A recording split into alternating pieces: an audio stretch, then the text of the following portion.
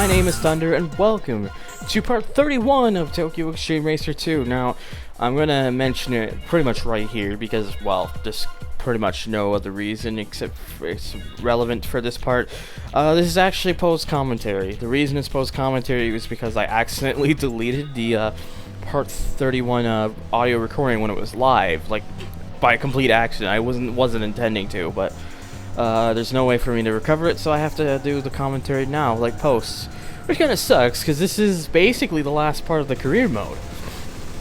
Regardless, hopefully though, just, you know, having some sort of commentary would be quite nice. As you can see, I already edited the whole video, which is why it sounds like things may not be completely up to sync. But the first team we came across here was Double Mind, as they're called. They one of the only actual, like, teams in the game that does not have a that doesn't have an actual, like, that doesn't show their name in some sort, or at least something very strikingly similar to hint what it would mean.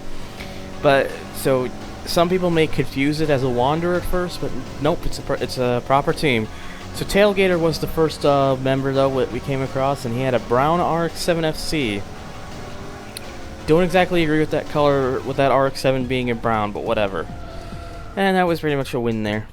So, yeah, because this is mostly all post-commentary, mostly all relaxed and chilled out, and I'll tell you right now, parts 32 and 33 will also be post-commentary, but they'll have more of a, probably more understandable reason why, like, just the way that those two are basically formatted is, it makes a lot more sense for those to be post-commentary. But next here we had Hit and Run with a red RX-7 FDs. They're not all RX-7s, although there will be at least another one that shows up later on in this part. But yeah, I had gone with the Impreza because the Impreza was the car I was trying to plan to use at the very end. It was my original intention to use it through the entire second half of the game, but I just decided, since money grinding was a pain in the ass, I decided just use the money thing and get me 5 cars, so there's a little bit more variety, so it makes it a little more fun to do. But yeah, that was a pretty easy win, like always, because this Impreza just kind of blows nearly everything out of the water.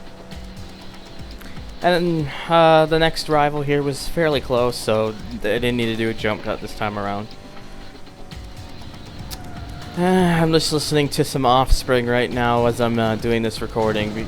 I can't hear the game right now, which is okay, because there's no major audio cues that I need to hear anyways, but just kind of gotta get that good feeling going, so just put on some Offspring, which is...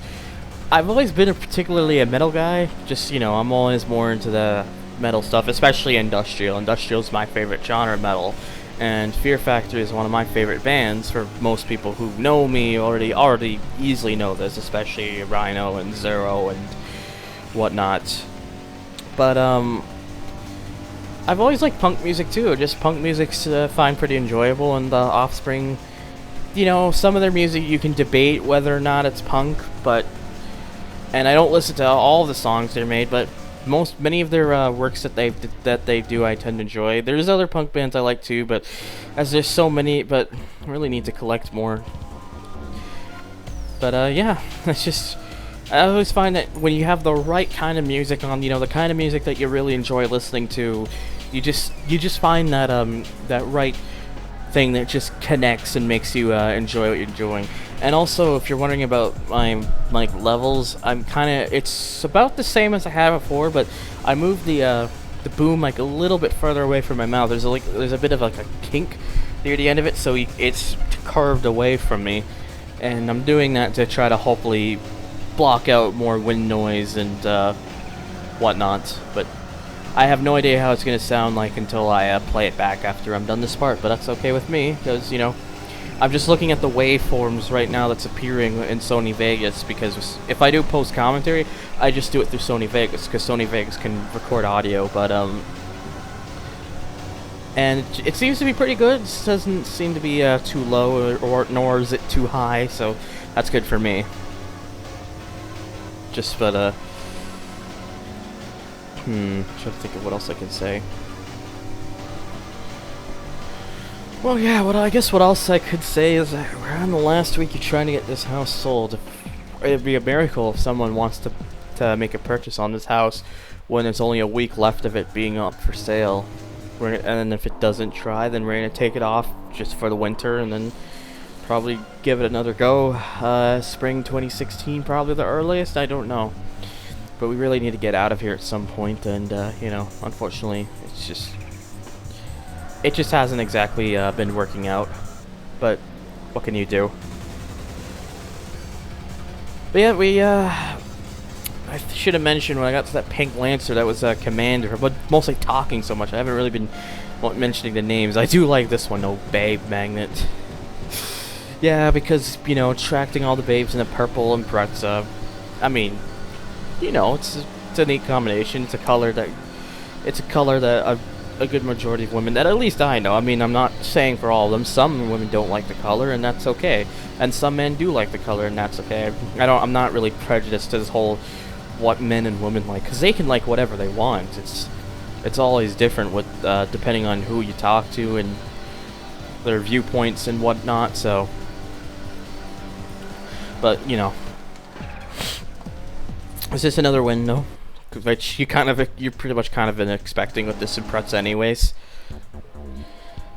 Okay, so I know I have a jump cut coming up here because I already did all the editing, so I think it was just to come back. Yep, it was basically just to come back out, and now we've got another commander. This time a blue Impreza with, you know, a somewhat similar style design as mine. The only reason I put all the highest stuff on my Impreza is just, you know, to make it as competitive as possible. It's not exactly visually what I would go for the most, but, you know, whatever I was able to do, that was pretty much my mindset. But anyways, we have here Pool Boy. Pool Boy. I would consider myself a pool boy. I love going to the pools. Obviously that's not exactly what I'm sure they were trying to refer to, but, you know, I just seem to love pools. But, sorry, I'm just getting a little bit comfortable here, because this time I don't have to worry about, you know, try to focus on the game. And I think that's why I usually can't think of much to say for me. I find that I'm usually focusing so much on the game that I just can't really get the thoughts out, and much of my thoughts are all pointing towards the game. And, you know, it sucks, because I crap myself a lot because I can't think of things to say. You know, it's not exactly so much, you know, having like certain discussions or conversations. It's just making sure that I don't go for periods of time without having like any kinds of words I could, you know, say or whatnot. And then there's another jump cut here because it just took a while to get to this next guy. But as you see, we got another double mine. It's just an S13 Sylvia this time around, so it's, you know, it's a lower end car, which is pretty interesting to see it this late into the game. Like, it's pretty damn late into the game. But this is Doubting Thomas. I never really knew what Thomas to doubt, so he's gonna be the one to doubt.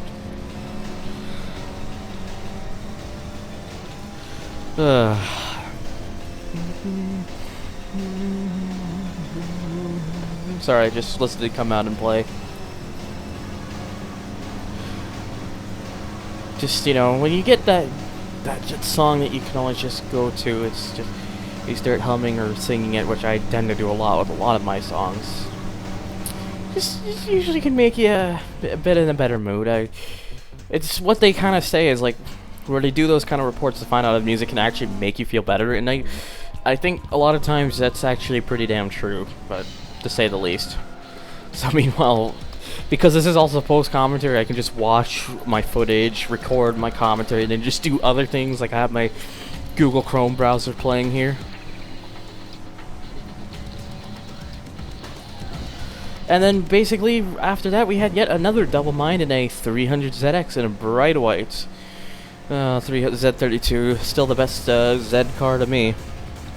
I just think it was like, you know, the great pinnacle, because it was you know, for the kind of car that it was, with the amount of weight that it carried, it was pretty damn fast. Like, I remember there was like some kind of comparison test, which I can't remember what it was on, but there was a comparison test to have all the kinds of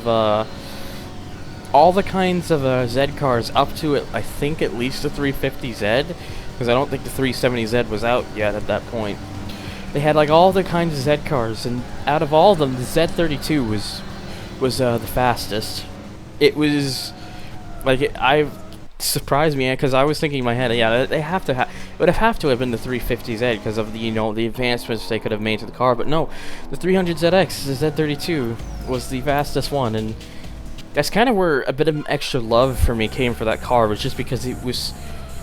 It not only was it fast, but it's a damn fine looking car. It's usually considered one of the most prettiest, gorgeous cars ever made for its time. It came out in 1989, and then even into the 90s.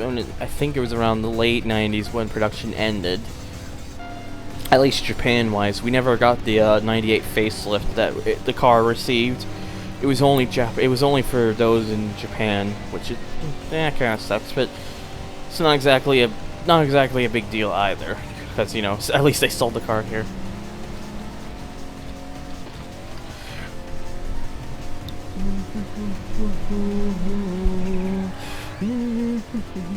But it's just Candyman. Yep, they have someone going in through the Tokyo streets with the name of Candyman, even though he has probably nothing to do with candy. Just, he's got a bright blue Lancer.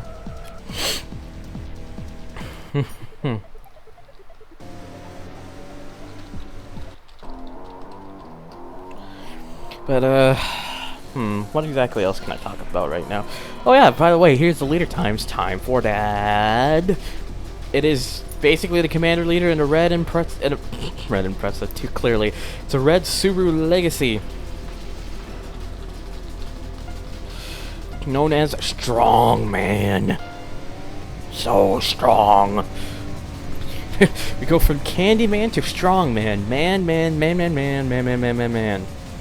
And he pretty much mostly took himself out there, because he's, it's like, if you're the leader, but you can't drive your car, should you even be considered the leader? Because it's like, you're embarrassing us, man. That's probably what everyone in the commander team is saying, because they're probably all like, yeah, I could do so much better as the leader, and but our leader's just running into walls and doing all that kind of dumb, stupid stuff, and he's making ourselves look like a fool. I don't think I did a jump cut here because I don't see any waypoint forwards. I think it's just because it didn't take too long for the next car to appear, even though it mostly shows green arrows. So, but yeah, as you can see there, the blue arrow has already appeared, and because I was already traveling at like over 215 miles an hour, it wasn't going to take long to get to it. That's why I like this Impreza so much. It's got good handling, and it just climbs up to speed so quick, probably because it's a four-wheel drive car.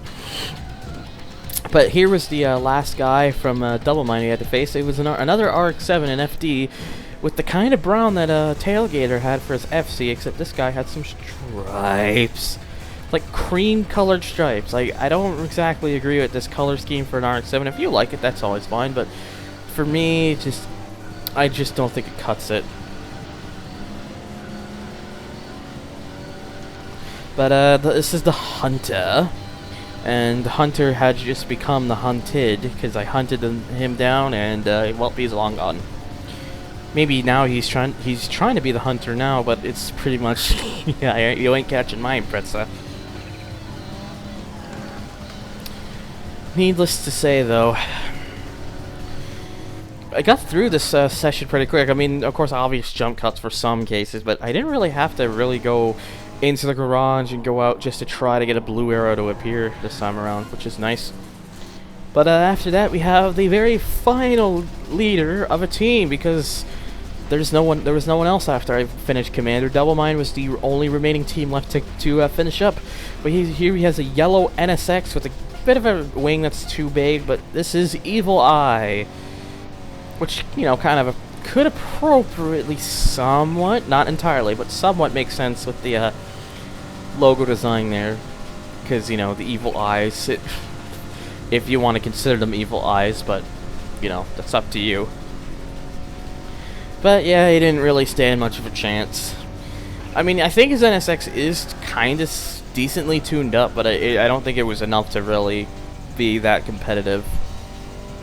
Honestly, the NSX would have been a decent car to also use at the end of the game because of its superb handling, but the Impreza to me, I wanted to use it because it reaches up to its speed so pretty damn quick, and it's just a blast to drive.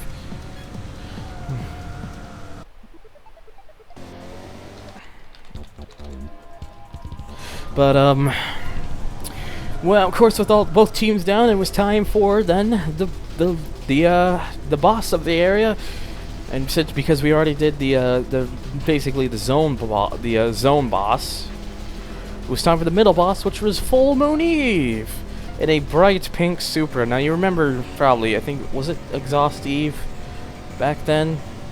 It was something like I can't remember. I think it was Exhaust Eve in the first game, but she had the just like I think it was like the white Supra, and it had green and red stripes, but then it just went full-fledged pink from here, and then from that point on, it's just kind of stuck with that. Oh, but to be fair though, it's like to be pretty damn fair though, it's her car gets pretty more interesting in the next game, TXR0, which if you want to know what it looks like, you're gonna have to wait till I actually get to that game. I'm sorry, guys. I mean, I know I'm gonna LP it because I love the TXR games enough to do nearly all of them, even TXR Advance. I probably won't do the first drift though, because I don't know. The first drift to me never really connected with me. I mean, it's not a terrible game by any means. It just feels as if there's so much they could have done with that game, and they just didn't really push it. When they did Drift 2, they just added to it. They gave it so many more possibilities, so many more things opened up, and it felt like a much stronger game compared to Drift 1, which is crazy when you talk to like reviewer critics, because for a lot of times Drift 2 is rated worse than Drift 1, which I don't understand. So we could have finished up there, but because we finished everybody, it's pretty much time for the god himself, as if I'm going to put it. Now you remember at the end of TXR1, we had a triple question mark as the last boss. Well, guess what? In TXR2, it's the exact same thing, and he's damn fast. He is so damn fast. Like, we're talking, just look at him. He just blew me away. He's just so long gone almost by the looks of it. Just, oh man, just the amount of power that car has. We're talking about a car that has, it's pretty much a Datsun with the Skyline engine in it, that's making over 640 horsepower in a car that weighs lighter than pretty much nearly everything else in the game, except for like a couple cars. Like, with a car like that much power and weighs like nothing, it just obliterates everything. And the reason I caught up and eventually passed was because he only goes so fast, probably because, again, I think it had to do with the North American version of the game. They're just limiting it down. I think the same with European, but the imported release, they're just trying to tone the speed down so it makes it a little more fair. But you see there, I had a completely perfect run, and just bam, I beat him, and I didn't even get 10,000 CP, which I thought was pretty pathetic. That kind of really goes to show you just how bad the money grinding in this game was. The last boss doesn't even give you 10,000 CP. You know, the very last guy in the game, and you just get like very little. But regardless, it was still fun to actually take him down in such a dominant fashion. I say dominant fashion, it's more, realistically, it's more a perfectly clean, taking my car to the limit and just running with it notion. And I wanted to do it with the Impreza because I always felt that most people usually would not want to go with the Impreza. People wouldn't think it would be the best car, it would be the car they use at the end. And I thought, okay, I'm going to be one of the first people to do it, as far as I'm aware of, at least. Then it turns out my one of my good buds, who surprisingly knows more TXR than I do, he told me he used the same car, and I was like, maybe I should have gone with that NSX now that I was thinking about it. But of course, though, you know, I still wanted to use the Impreza anyways, because I just love the car that much. It's just such an amazing car in this game, and plus, cars like NSXs and Skylines are kind of used too often for the ending of the game, so use the Impreza, kind of switch it up. Now, usually after you finish this up, it just gives you 2 credits, but I cut that out because simply, well, it'll be its own dedicated part, just for, like I do with any other game. But as you see, I finished with a total record of 304 wins, 53 losses, and 19 draws, which is pretty damn impressive, to say the least. Because that's not always it's not always easy to get a record that good. I mean, if I managed to somehow one day play through this game and get a perfect record, I would just be like, wow. But needless to say, I don't think that's going to be happening anytime soon. So of course I saved the game just to conclude it off there, and as we see there, in total I did 285 rivals out of 372, and as you see there, just look at that, it's 643 horsepower, and with the parts that he had on it was 1,654 pounds. That is just... Oh, and also notice the typo there. Nobody has ever actually met him. It should be ever actually met him. Funny enough, that little, the blurbs, the interesting thing here is that the blurbs that you see for rivals that you would beat in in this game, TXR2, for all the rivals that return, all the rivals in TXR0, they actually use it as the blurb before you face them. When you actually face them, you get a completely new blurb. And when it came to the last boss here, because yes, spoiler alert, triple question mark does return in TXR0, they fixed the typo so it says nobody has ever actually met him, or whatever. And I just wanted to show off how many cars I had. 48 A-class cars, not exactly not exactly all of them, but you know, close enough. And there's the car that I unlocked. See, it pretty much has Skyline amount of power right out of the bat, 2.6 liters, and costs 250,000 CP. So in normal circumstances, you'd be damn lucky if you would be able to afford it. However, now unfortunately what I'm about to show you is not exactly the best example of it, because I still had the money code on, just a double save to be safe. It's not exactly the best example because I still had the codebreaker code on for the money, but oh well. But you get an option after when you beat it, the game called Keep Garage. If you choose Keep Garage, normally I should have like 2 million, but of course the cheat code, you'll get a Keep Garage. You'll keep all the rivals that you face. They'll all still be documented. So you want to do multiple runs through the game so you can get up to 372 eventually.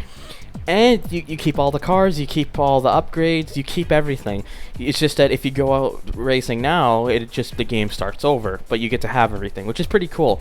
So yeah, anyways, that was Tokyo Xtreme Racer 2. Now, like I said, there's going to be 2 more parts left of the game, because I'm going to show off the remaining bosses, as well as the remaining wanderers in the game. Simply because, well, I might as well. And then that'll be the conclusion of this game, which has been quite a lot of fun so far. But anyways, until then, stay tuned for part 32, and thank you guys for watching, and as always, take care.